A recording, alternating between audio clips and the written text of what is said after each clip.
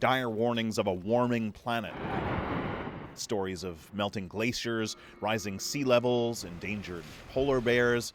It turns out, at least according to one expert, this may be the biggest science communication failure in history. The underlying story of climate communications has been the story of catastrophe and apocalypse. Norwegian psychologist Per Espen Stoknes says those stories are too big or too abstract for people to handle, so they do nothing.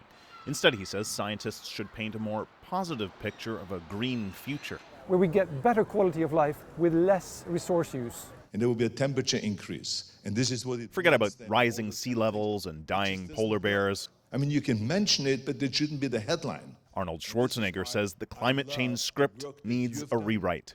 And if you don't communicate well, you can have the best product in the world, but you have nothing then.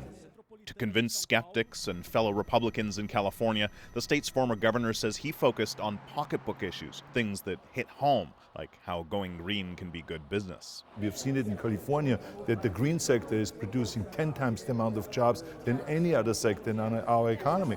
And research shows campaigns to get people to do small, easy things can change their long-term behavior.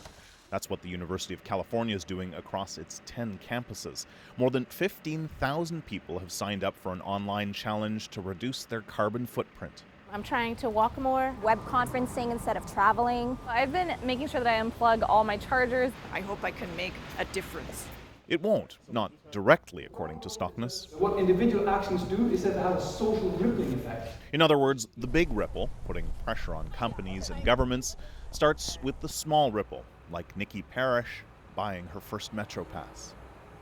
Kim Brunhuber, CBC News, Los Angeles.